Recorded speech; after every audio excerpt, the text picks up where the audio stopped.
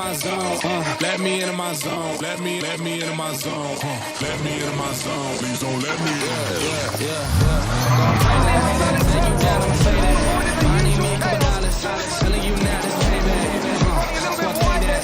Ask them now what stage that. I've been going to the top and I got, but they not, so I know that they hate that.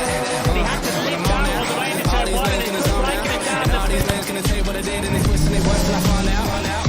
But I know that, so I keep what I'm doing cause I own that. And I stay in the lab and I kill everything, but I don't ever move, I'ma call that. So finally back in my home, I'm working, I saw no off this man, had me a drum. Hands to my phone, now I just need a day that come. Ball in, can't D me up cause I'm back in my zone now. Having a great trap, an almost banging wheel. Cause I'm back in my zone now. Don't get greedy now, mate. Let's go settle down.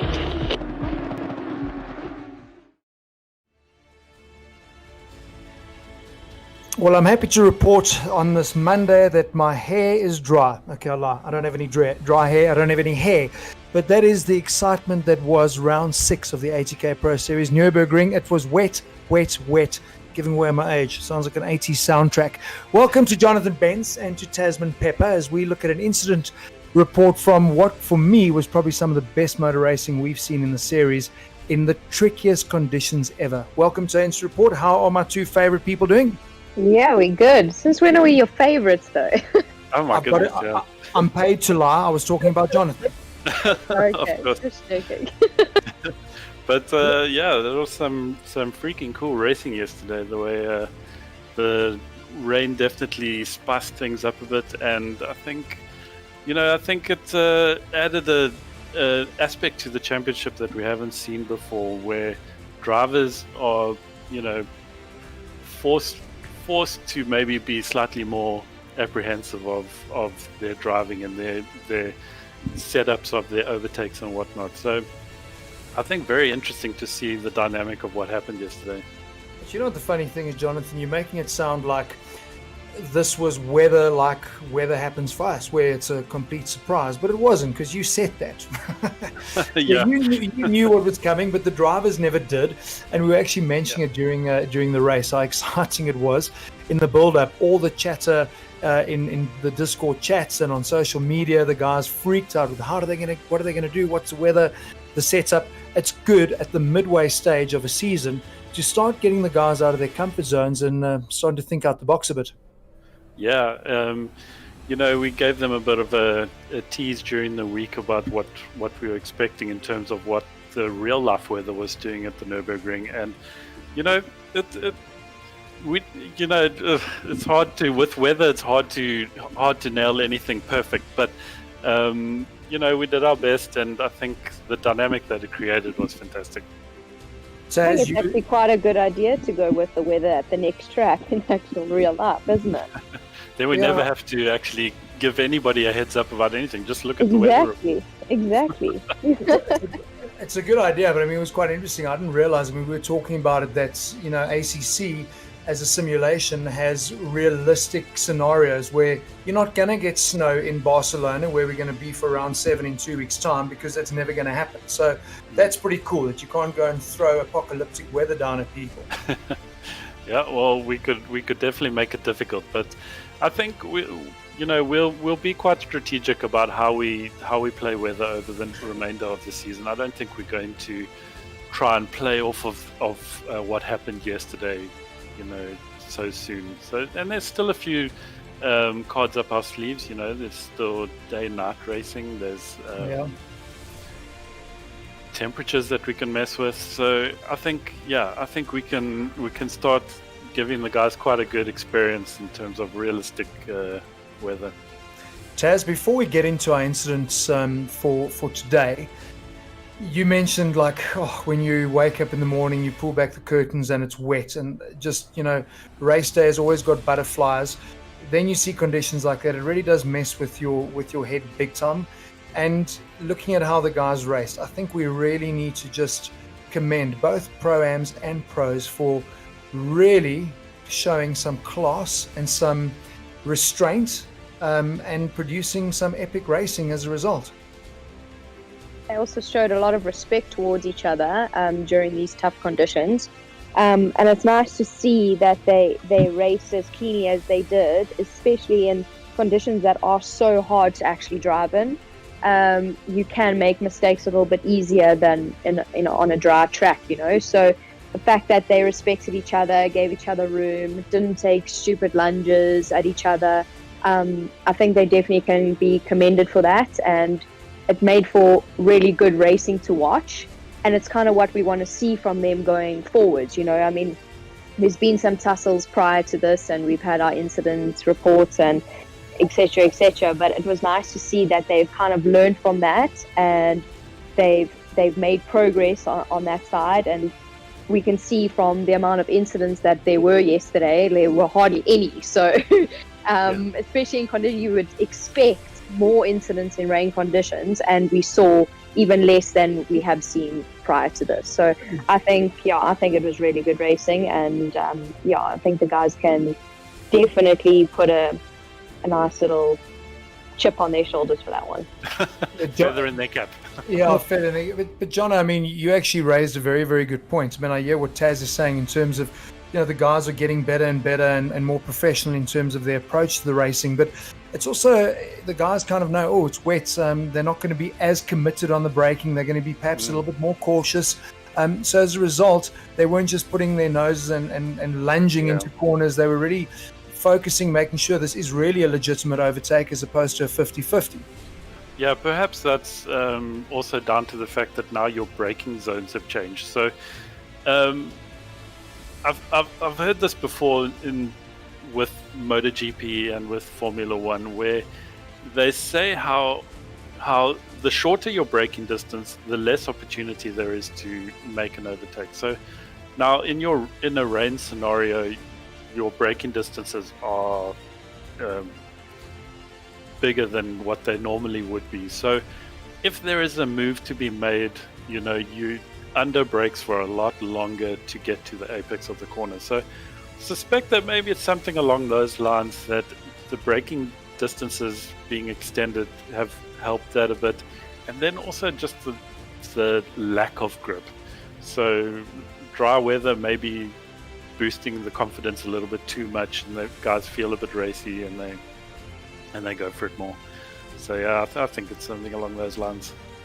Okay, well let's we're gonna try and wrap this up by 7, because I know Tasman's got to go and do some work with the W series. So let's get into our incident reports. We've got 5 for tonight, 2 from Pro-Am, and then obviously 3 from pros. So Jono, let's load the first one. Talk us through what we're looking at. I know you did issue a lot of penalties in game, so we're not even going to look at those because those have been served. So these were incidents that were reported post-race. Talk us through the first one. Okay, this first incident we're going to look at was between Visagie and Eekhout. Now, Eekhout, of course, having served the qualifying ban for this race, coming from the back of the grid, there's Visagie in the Ferrari, and Eekhout clips him and takes out both them and Mackenzie. So now on board here with Visagie, I think, in the Ferrari. And we completely missed this. Remember, we were raving about how well the guys did, but I mean, but they barely got to turn 1. Yeah. Okay, so is that a spray thing? No, but you can see he doesn't really have spray on his. No, he does. Have a look. Yeah, he has his onboard. Yeah, he's got spray on the onboard, but I mean, everyone's taking it cautious, and oh gosh. No, but now watch this view. Watch this view. Interesting thing happens here. You see the brake lights come on there. Oh. Not 100% sure what is happening here, but there was, and it's a pity that we don't, as the commentators now, we don't have the sound of what is happening here. But as he passes Mackenzie there, he slows down completely to match Mackenzie's speed, and then moves slightly to the left. Has it gone green already, though? It's racing. Yeah, it's racing. Okay. Yeah. But you know what I love? I love that onboard from Craig's perspective, because I think a lot of things happened there. But spray was definitely a massive element. You couldn't see that car until the last minute. So when those brake lights came on in the little movement, he tried to make a quick adjustment, and I mean, he literally just tipped him. I'd love to go. We'll Yeah. see. I'm sure there'll be a repeat of that on board. But I actually called this in the game. I wondered if many of the guys were going to go for the above view perspective, which obviously you can't do in the real world. But that's going to take the spray out of it. Yeah. So this was a tricky incident. I had to view this over and over again. Sorry to stop So you. this is on board with Visagie. Oh, we're on board with Visagie. Okay, the next view is going to be critical when we go on board with Craig. So yeah, he gets a monster start here from the back. See, this is the view where we can see ahead now, so we know there's something coming. Yeah. But the minute you go on board, you can't see anything. Check here. Now, also, I found it a very odd place to slow down. If you look on board with Visagie when we get back there, he's got no cars in front of him that he's trying to avoid. Yeah. But he applies the brakes and he's off throttle at that point. I think Visagie is taking it easy because he obviously can't see in front of him. Like Marius is saying, the spray is quite bad. So he doesn't know if someone's ahead of him, and he doesn't want to kind of drive into anyone ahead of him. And yeah, I mean, I think it's just one of those racing incidents that happen at a start. Yeah. You know what's nice? That last view we saw now, you can actually see the rapid closing because of that touching of the brakes. Yeah. From Visagie, you watch that gap closes rapid. Yeah, watch there. Oof. Yeah. And then I also think that, I mean, not from Visagie's problem, you know, he didn't necessarily do it wrong, but you can see him drifting over to the left as well. Like he's preparing himself for turn 1, and he's off throttle. He's going to coast now all the way to turn 1, which is far. So spray combined with the off deceleration combined with brakes. But have a look at that. Completely caught out Eekhout. Have a look at that view, Jonathan, because I mean that's what we were saying. You know, we said to the guys, be cautious through turn 1, and I think a lot of guys are going to do that. Obviously, we know Craig's got pace. He's starting from the back. He's coming through quickly. I agree with Taz. I mean, for me, this is all about spray, and I called it in the beginning, especially into turn 1. It's fine if you're second or third on the grid, but when you're coming from the back, have a look at that. You can't see anything. You know, that Visagie couldn't see. So how's Craig going to see that? And at the last minute, he tried to make the move to avoid. And it's obviously just too late. So who issued the report here? Sorrel. Yes, Sorrel. Yeah, but I think that's pure racing. Look at this. This for me is critical. You can't see where that car is. Yeah, and Take you know away that name tag. In complete fairness, we are very far from turn 1 currently, so we have no idea what Craig was going. Yeah, and what Craig was going to do at this point. There's a massive gap between Ian McKenzie there and Visagie. Yeah. So I don't think Eekhout did anything wrong with his pace, but I think there was many circumstances and little things that just played into that incident, and fully racing incident. 100%. Yeah, agreed. It's really nice to see that because like this is perfect with that view. It looks amazing. It looks like a clear sunny day until you go on board like that. I mean, and Taz, you know, this is what I was saying in the game. The guys can choose the various views, and they could have sat a little bit higher and there'd be no spray for the first 2 or 3 laps till everyone got into a rhythm. Because on board, when you're starting in 30th position, it's a whole bunch of spray that you're working your way through. Yeah, I mean, the spray gets really hectic.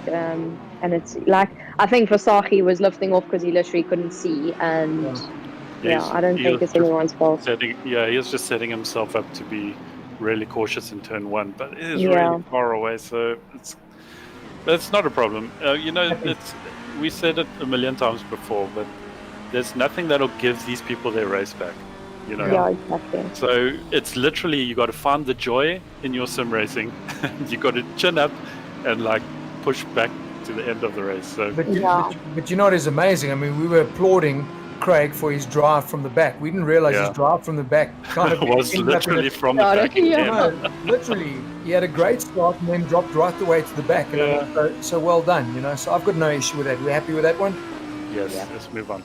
Okay, the next incident is between Kersop and Bellingan. Okay, this incident, also another strange one to me.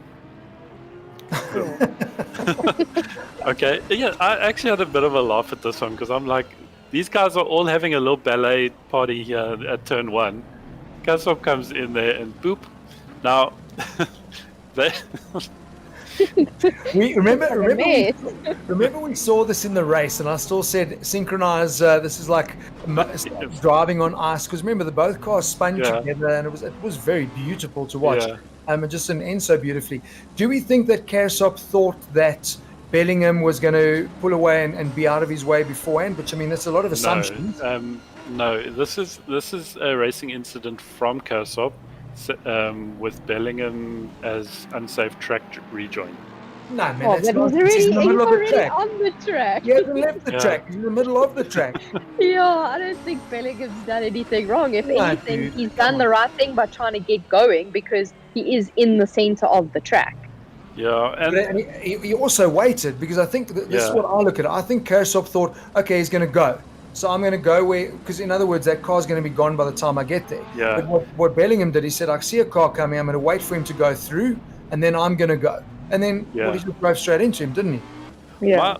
My main observation is here. You can see Kersop comes in. He sees the incident ahead of him. If you can see it from the inside view, he sees all the guys at the front here having a little party, and then he still goes through. He basically drives into him, doesn't he? Yeah, But Aldo, I looked again. Aldo did start moving, so he was actually there. You see, he's already starting but his drive. you'll see from the helicopter cam that they were going to collide anyway, whether he pulled off or not. So Yeah, Yeah. exactly. yeah. So I'm going to call this one a racing incident because the guys obviously had a little tussle beforehand and they were already having trouble. But is that? I mean, in the game, I mean, if we go on board with him, Yeah. plenty of visibility there because there are no Yeah. cars in front of him. It's Yeah. a heavy braking position anyway, so very easy for him to bring that car down even more to stop. Yeah, and because make a faster he turn, did so slow very down. avoidable.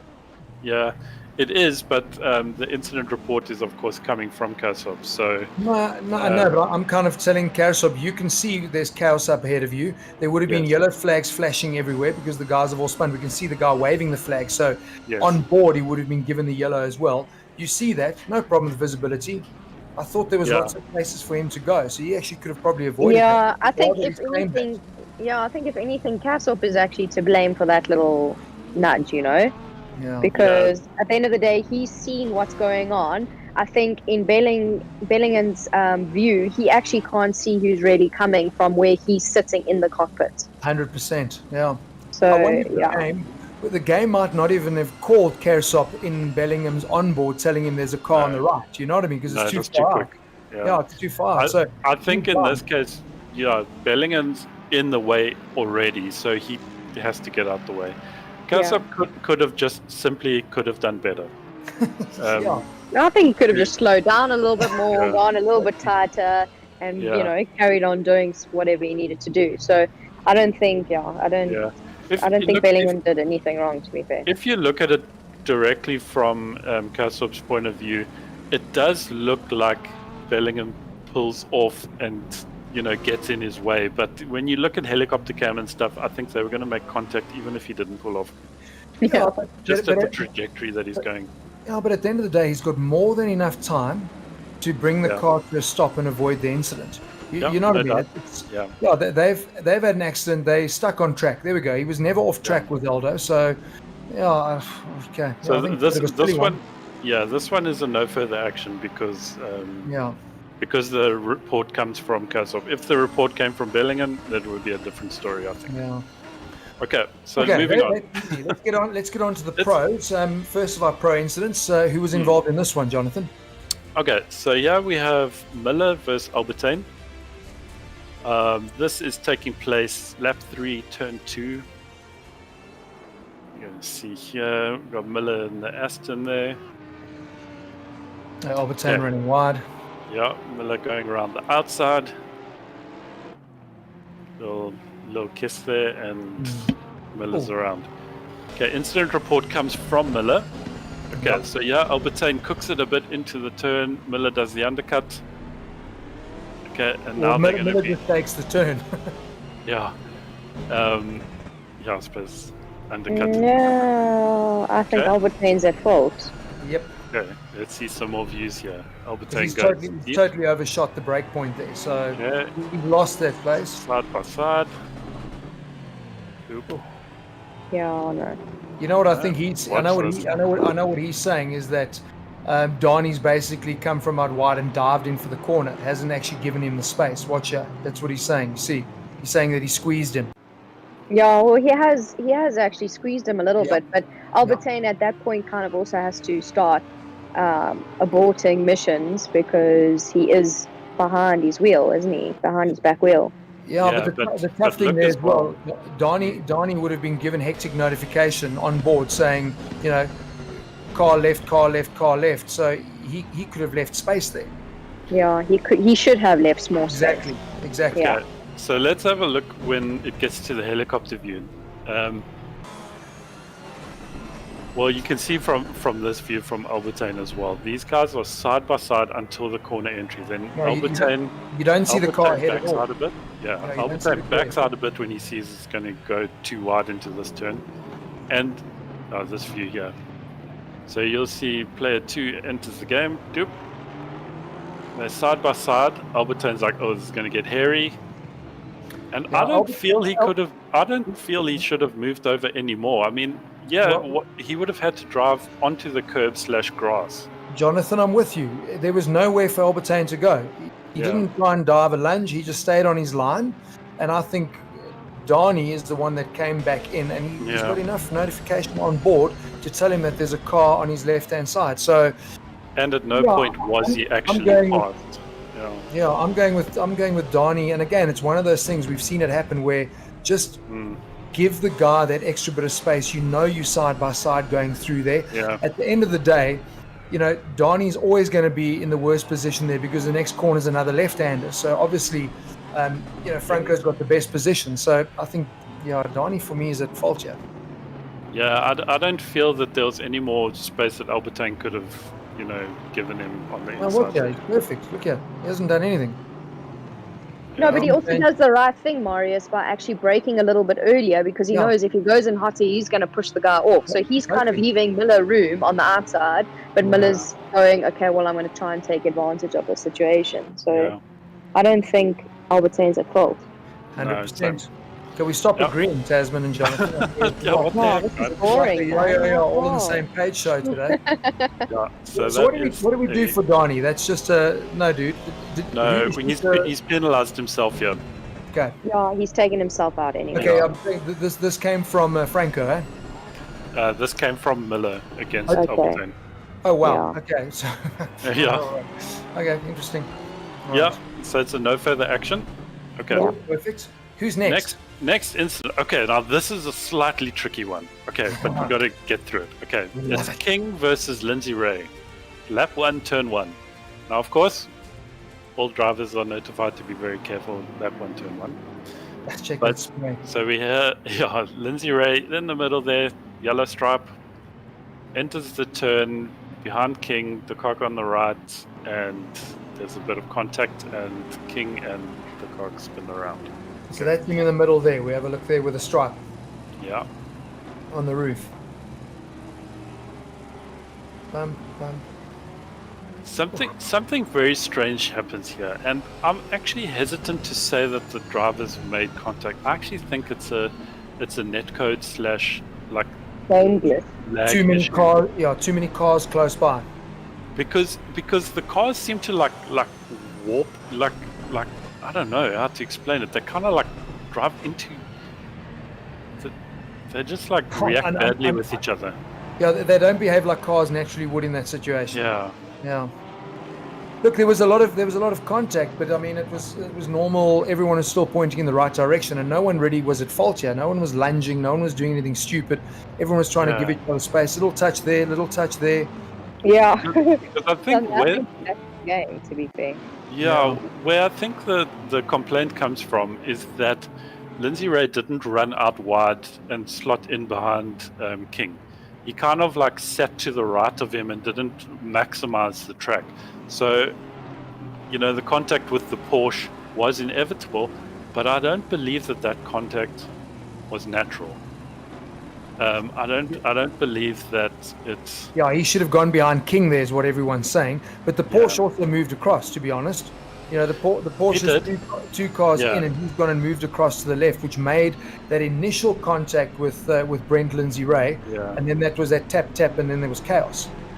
See, Brent is trying to also like line himself up just to the right of King, and I think the Croc's trying to do the same thing, and kind of like slot into the side of King there, and so their paths converge. I don't. Who's lodged the complaint here? King. Bernard King. But you know what I mean? At the end of the day, he is an innocent guy here. But I mean, it wasn't necessarily Lindsay-rae that took King out. There's the tap there. But watch here. The Porsche is the one that spun Bernard King around, the cock. The cock spun King. And so it wasn't actually any contact from Brent. But I know they're saying Brent started all of it. Yeah. But I don't know. It's just the way that those cars like bounce off each other. I'm not happy to call that as anybody's fault. I'm with you. It doesn't look realistic. It doesn't look natural, no. And also they touched quite deep into each other. It's not like it was on the rear bumper. It was like towards the back of the door. Yeah. You know when the cars start like bouncing in the air? I don't know if you've seen it on the games before, but like that's just how you drive. Like it's almost like an internet connection kind of thing that goes on. So it kind of looks like that's sort of what's happened. But you summed it up, Jonathan, when we were chatting with David Perrell. That's what he's saying as well. Is like the code that's written into the game is what makes it really difficult sometimes to go door to door, because it actually doesn't quite know what to do with the dynamics of that tap. It hasn't worked out inertia and what happens if you lean on a car here versus if you lean on a car there. So it almost puts like a default setting on everything, because he literally drove. If you look at the Porsche, it disappears inside of on that above view shot. It disappears inside Brent's car. It's quite bizarre. Yeah. So we can't call this, can we? I don't feel we can, and we just have to. I feel all the drivers did particularly well getting through there. Very respectfully. I mean, I think there were two incidents at this corner. It was this one, and then there was another one slightly further up that was dealt with in the race. But, in terms of like guys actually being very respectful in turn one, I'm very happy. Yeah, agreed. Even of these three guys, I feel really bad. Nothing's going to give those guys their race back. Yeah. But, I mean... But I think also for them viewing this footage now and seeing it from above and seeing the unrealistic behavior of the cars, I think everyone's going to kind of understand what we're trying to say. No one's directly to blame here, so good. Yeah. Okay, moving on. Last one. This one should be a bit more simple. Okay, this one also involves King, but it's an incident that he had with Marcus Steyn. Now, the incident report comes from King, and he's asking us to reconsider the 15-second penalty I gave him in the race. It's particularly for this incident, obviously. So here he makes a great overtake on Marcus down the straight. Lexus power, gets very close there, but it is all good. Steyn tries the undercut at this point. And then similar to the Miller thing, they come in here but make contact, and everyone's pointing in the right direction, in fairness. So who got the penalty? King got the penalty. Yeah, in the Lexus. But I think Steyn's got the pass done here. If I look at it, Steyn's ahead going in. That's why I think you gave that penalty. Have a look there. There. So that for me is correct. Him very late in the middle of the corner. Yeah, he doesn't tap him in. Yeah, I agree. Yeah. So obviously the request is because everyone's still facing in the correct direction, he wants it to rather be maybe like a 5-second penalty instead of 15. But I'm going to just say, like, at this point that, we have to judge incidents by the severity of them, incident per incident. We can't, it's nearly impossible to just go, okay, everyone's pointing in the right direction, 5 seconds. But hang on, sorry, John, the only reason that he's pointing in the right direction is because he tapped him again to save him, which wasn't done on purpose. he would have been facing the wrong way for the second tap. Watch out. Yeah. Knocks him there, spins him, and then bumps him straight. Otherwise, he would have spun the wrong way. But I mean, But I also think King could have avoided that completely. I mean, he 100%. didn't have to do what he did. No, if you look at it from above, he actually came on the power earlier Yeah. than what Marcus did, and that's where the contact came. So I think you were 100% in issuing that. Have a look at this. Yeah, he's passed him. Boom, there he taps it. And where he's hit him is unacceptable. Like, you should not be tapping anyone on the left back corner because you know it's going to force you into a spin. So Yeah, so just from like our point of view, the reason it's a 15-second penalty is because of how late he was hit in the corner, and it was massively avoidable. So it's got nothing to do with whether the cars are pointing in the same direction. It's the intent. Yeah, and look, at the end of the day, I mean, also a lot of the penalties that we dish out during the race, we're not always going to hit it 100% every time. But at the end of the day, Stewart's decision is still final. We're not going to go back on a decision and reinstate somebody's position or, give them time back at the end. Stewart's decision is still king at the end of the day. But Sorry. Jonathan, just to back you up on this one as well, it's like, at the end of the day, it's the nature. There's no 50-50 here. This was, he's admitted himself he made a mistake. He's just saying, please don't punish me so badly, sir. But he knows this was completely avoidable, and I think that's what the penalty is for, because it was completely avoidable. There was no grey area here. This is cut and dry. So, well done. Great decision. Sorry, Bernard. I mean, it's one of those things, but it is what it is. Yeah, and I mean, that wraps us up for tonight, essentially. Yeah. I mean, there was a few incidents that I thought we wouldn't rehash, like the Quaid Kadila incident. I didn't feel we needed to have a look at that again. Yeah. So I've just picked these incidents based on good talking points and how we feel people can learn from these penalties and racing incidents. But also, Jonathan, like, what everyone needs to also understand is also the fact that you're giving out the regular penalties. You're being consistent with the penalties you're giving. So when people are making the same sort of mistakes, you're issuing 15-second penalty whether the guy's facing forward or the guy's facing backwards. It's what you've been doing consistently throughout. So there's no reason for you to give it a 5-second or a 10-second or whatever it is. Like, that's a known penalty. Don't make a mistake. If you do that, our incident reports are going to get really long. Once you do that once, everyone's going to say, "Oh, please, sir, don't you want to just give me 5 instead of 15?" And it's definitely not a democracy when it comes to things like that. Yeah. But I mean, it was great racing all around from the guys, and a couple of little hiccups, but still, I mean, I don't feel it detracts from how awesome the show was yesterday.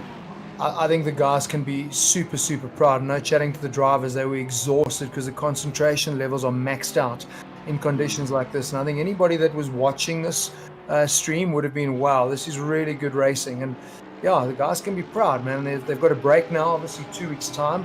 We're in Barcelona, sunny Barcelona, great track, a track that I know a lot of the guys would have spent some time on. So I'm really looking forward to that. But I mean, before we go, just as always, I mean, a massive thank you to our sponsors, to AMD, Elgato, and Corsair, and of course, the ATK Pro Series brought to you by Kyle Army 9 Hour Motorsports South Africa, and obviously a set of course competizione. But thanks for putting that together, Jonathan. Very, very cool. Tasmin, go and what are you doing with W Series tonight? You're not racing, are you? No. Okay. Racing is on Thursday night, guys. I wanted you to plug it. So give yourself a plug. When is it? Thursday night, where? Thursday night, 8 o'clock, guys. Tune into all the channels, all the W Series eSport channels. Very, very cool. Oh. That's it. Well done. Okay, go and do your meeting, Jonathan. Have a nice break. And for you guys, thanks for joining us, and look forward to seeing you in 2 weeks' time. That is the 12th of July, sunny Barcelona. Sunny Barcelona. Sunny Barcelona. Sunny Barcelona. Let's go pour with rain. Have a good Monday night. We'll see you guys soon.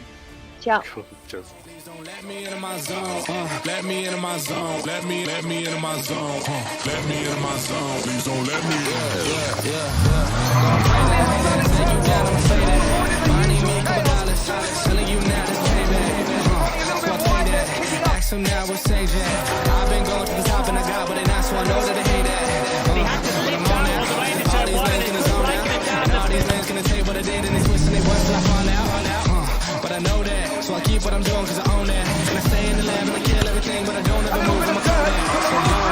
So finally back in my home. I'm Still after the start of this late to go. Do we have one later on?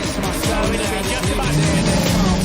All in can't beat me up cause I'm back in my zone now. Having a great strap and almost banging wheels. Cause I'm back in my zone now.